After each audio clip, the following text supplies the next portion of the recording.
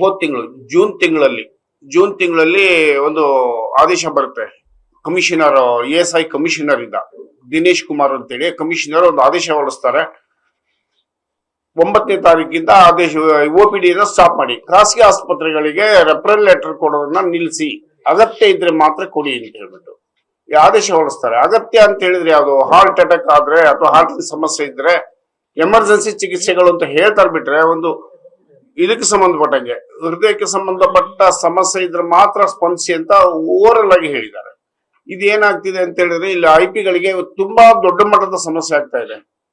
2 ತಿಂಗಳು ಆಯ್ತು. ಈಗ 2 ತಿಂಗಳು, ಹೋದ ತಿಂಗಳು 9ನೇ ತಾರೀಕಿಂದ ಸ್ಟಾಪ್ ಮಾಡಿದ್ದಾರೆ. ESI OPD ಕೊಡೋದನ್ನ ಸಂಪೂರ್ಣವಾಗಿ ನಿಲ್ಲಿಸಿದ್ದಾರೆ.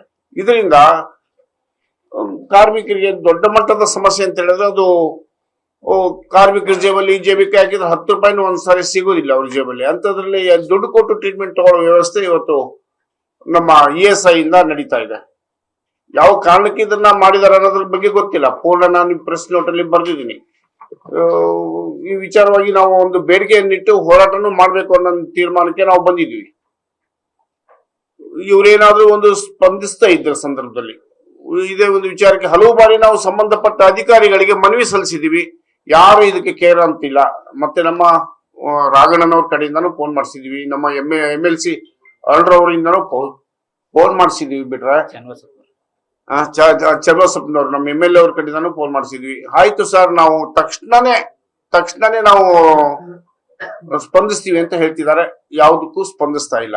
ಇಲ್ಲಿ ಏನ್ ಮಾಡಿದ್ದಾರೆ, ಇಲ್ಲಿ ಒಂದು ರೆಫರಲ್ ಕಮಿಟಿ ಅಂತ ಮಾಡಿದ್ದಾರೆ. ಆ ರೆಫರಲ್ ಕಮಿಟಿಗೆ ನಮ್ಮ ESI ವಿಮಾದಾರರು ತಮ್ಮ ರೋಗಿಗಳನ್ನು ಕರ್ಕೊಂಡು ESI ಚಿಕಿತ್ಸಾಲಯಕ್ಕೆ ಹೋಗ್ಬೇಕು.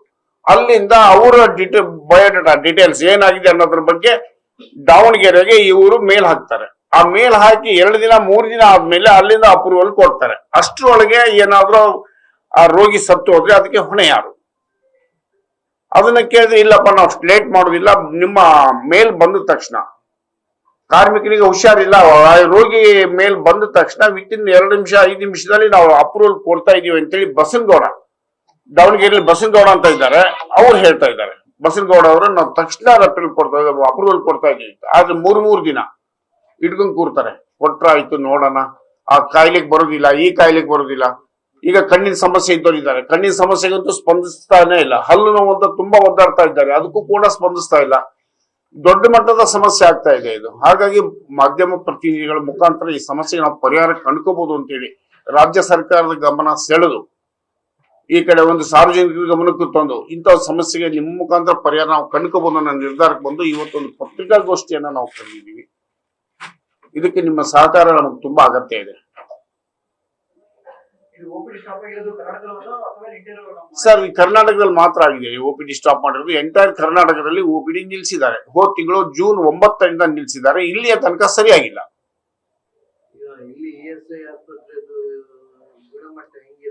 ES ಆಸ್ಪತ್ರೆಯಲ್ಲಿ ನೋಡಿ, ಈಗ ಏನ್ ಮಾಡ್ತದೆ, ಆಸ್ಪತ್ರೆಗೆ ಹೋದ್ರೆ ಏನಾಗಿದೆ ನಿನ್ಗೆ ಕೇಳ್ತಾರೆ.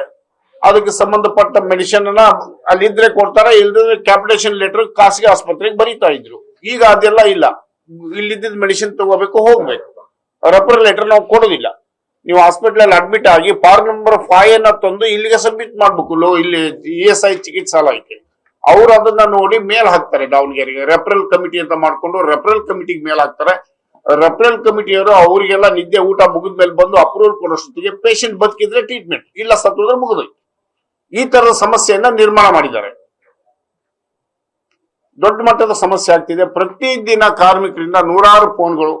ಪ್ರತಿಯೊಬ್ಬರಿಗೂ ಫೋನ್ ಮಾಡಿ ನಾವು ಹೇಳ್ಬೇಕು, ಸ್ವಾಮಿ ದಯವಿಟ್ಟು ಅಪ್ರೂವಲ್ ಕೊಡಿ. ನಾನೇ ಕಮ್ಮಿ ಅಂದ್ರು ಒಂದು ದಿನಕ್ಕೆ ಒಂದು 25-30 ಜನಕ್ಕೆ ನಾನು ಫೋನ್ ಮಾಡಿ ಒಂದು ಅಪ್ರೂವಲ್ ಕೊಡಿಸ್ತಕ್ಕಂಥ ವ್ಯವಸ್ಥೆ ಇವತ್ತು ನಿರ್ಮಾಣ ಆಗಿದೆ.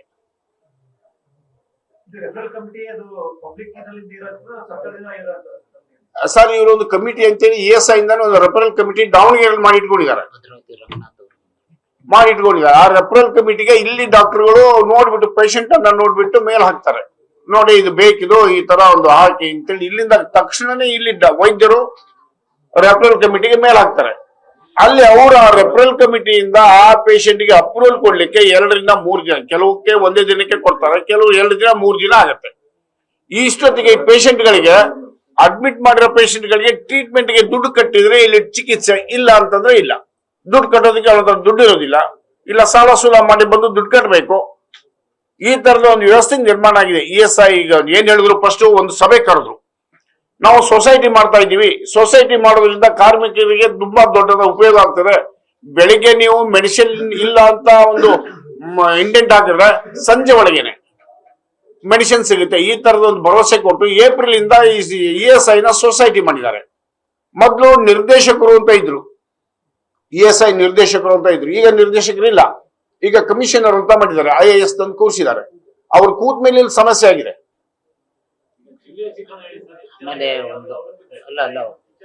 ಶಿವಮೊಗ್ಗದಲ್ಲಿ, ಶಿವಮೊಗ್ಗ ಜಿಲ್ಲೆಯಲ್ಲಿ ಸರ್ ನೋಡಿದೆ, ಶಿವಮೊಗ್ಗ ಜಿಲ್ಲೆಯಲ್ಲಿ 80,000 ಜನ IPS ಇದ್ದಾರೆ ಒಟ್ಟು ಶಿವಮೊಗ್ಗ ಜಿಲ್ಲೆಯಲ್ಲಿ. ಅವ್ರ ಡಿಪೆಂಡರ್ಸ್ ಸೇರಿದ್ರೆ ಒಟ್ಟು ಒಬ್ಬೊಬ್ಬರಿಗೆ 5 ಜನ ಅಂತಂದ್ರೆ 3.5 4 ಲಕ್ಷ ಜನ ಈ ಡಿಪೆಂಡರ್ಸ್ ESIಗೆ ಒಂದು ಬೆನಿಫಿಟ್ ತಗೊಳ್ಳುವಂತವ್ರು. ಇಷ್ಟು ಜನ ಇದು ಕೂಡ ಇಲ್ಲಿ ಒಂದು ವ್ಯವಸ್ಥಿತವಾದ, ಕರ್ನಾಟಕದಲ್ಲಿ ಮಾತ್ರ ಇದೊಂದು ಅವ್ಯವಸ್ಥೆ, ಮತ್ತೆಲ್ಲೂ ಆಗಿಲ್ಲ ಅನಿಸ್ತದೆ ನನ್ನ ಗಮನಕ್ಕೆ ಬಂದಂಗೆ. ಆಸ್ಪತ್ರೆ ಕತೆ ಇನ್ನೂ 1 ವರ್ಷ ಬೇಕು ಅಂತ ಸರ್. ಈಗ ಒಂದು 2 ತಿಂಗಳ ಹಿಂದೆ ಶೋಭಾ ಕರಂದ್ಲಾಜೆ ಮೇಡಮ್ ಬಂದಿದ್ರು, ಬಂದು ಎಲ್ಲವನ್ನು ಪರಿಶೀಲನೆ ಮಾಡಿ ಅವರು ಕೇಳಿದಾಗ, ಶೋಭಾ ಮೇಡಮ್ ಅವ್ರು ಕೇಳಿದಾಗ ಇನ್ನು ಒಂದೂವರೆ ವರ್ಷದಲ್ಲಿ ಬಿಟ್ಟುಕೊಡ್ತೀನಿ ಅಂತ ಹೇಳಿದ್ರು. ಇಲ್ಲಿ ಹೇಳ್ತಾನೆ ಇದ್ದಾರೆ, ವರ್ಷ ಕಳಿತಾನೆ ಇದೆ. ತುಂಬಾ ನಿರಾಕರಣ. ಆ ಖಾಸಗಿ ಆಸ್ಪತ್ರೆಯವರು ನಿರಾಕರಿಸ್ತಾ ಇಲ್ಲ. ಖಾಸಗಿ ಆಸ್ಪತ್ರೆಯವರಿಗೆ ಕ್ಯಾಪಿಟೇಷನ್ ಲೆಟರ್ ಕೊಟ್ರೆ ಅವರು ಟ್ರೀಟ್ಮೆಂಟ್ ಕೊಡೋದಕ್ಕೆ ರೆಡಿ ಇದ್ದಾರೆ. ಆದ್ರೆ ರೆಫರಲ್ ಲೆಟರ್ ಕೊಡೋದಕ್ಕೆ ನಮ್ಮ ESI ಇಂದನೇ ತಯಾರಿಲ್ಲ. ಇದು ಸಂಪೂರ್ಣವಾಗಿ ಕಾರ್ಮಿಕ ಮತ್ತು ಮಾಲೀಕನಿಂದ ಒಂದು ನಡೆಯತಕ್ಕಂಥ ಸಾಮಾಜಿಕ ಭದ್ರತೆ ವ್ಯವಸ್ಥೆ ಇರ್ತಕ್ಕಂಥ ಒಂದು ಇದು ಯಾವ ಸರ್ಕಾರ, ಕೇಂದ್ರ ಸರ್ಕಾರದಾಗ್ಲಿ ರಾಜ್ಯ ಸರ್ಕಾರದಾಗ್ಲಿ 1 ರೂಪಾಯಿ ಕಾಂಟ್ರಿಬ್ಯೂಷನ್ ಇಲ್ಲಿಲ್ಲ. ಕಾರ್ಮಿಕ ಹಣದಿಂದನೇ ನಡೆಸ್ತಕ್ಕಂಥ ಒಂದು ವ್ಯವಸ್ಥೆ ಇದು.